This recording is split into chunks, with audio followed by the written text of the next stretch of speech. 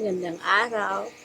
Ang ating pong topic ngayon ay ang banal na Sangtatlo, ang Most Holy Trinity. Sa ating pong pananampalataya, ay pinapaliwanag sa atin ang tatlong persona sa iisang Diyos. Ang Diyos Ama, Diyos Anak, at ang Diyos Espiritu Santo.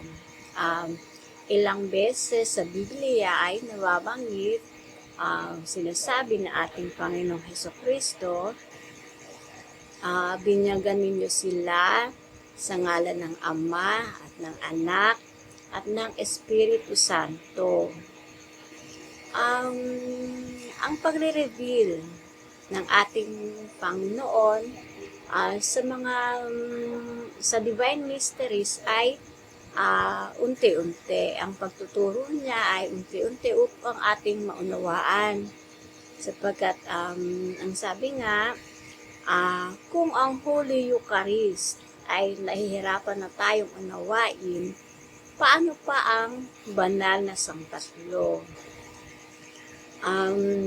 Si Saint Patrick, ang ginawang batayan ni Saint Patrick ay ang clover, ang shamrock. Clover, isang dahon na may tatlong maliliit na dahon. Diyos Ama, Diyos Anak, at Diyos Espiritu Santo. Ganon din ang ating Panginoon. Tatlong persona ay isang Diyos. Isa ring batayan ang itlog.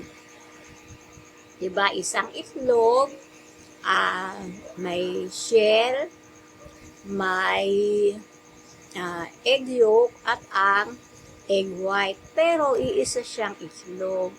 Ganon ang batayan sa Most Holy Trinity.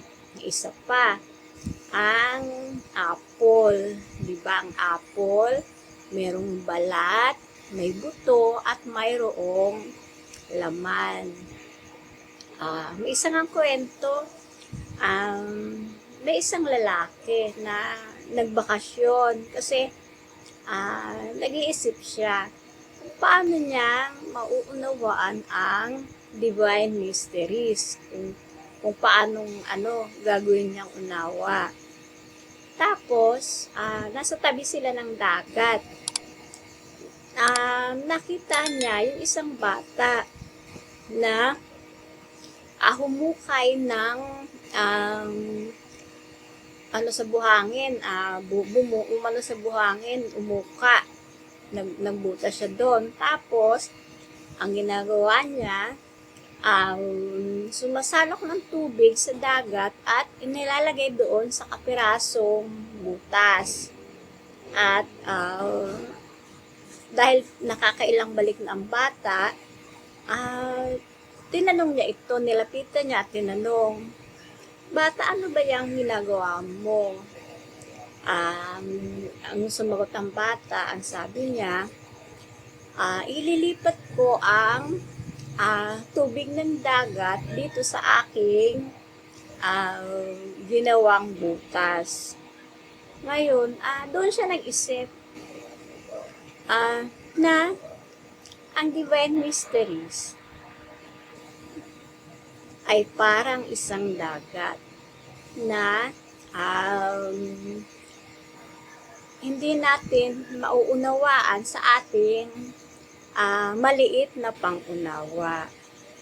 Ayun, yun ang lesson doon. So, yan ang catechesis at yung pinag-aralan ng mga theologians at ay mga banal na revealan ng mga bagay na ito.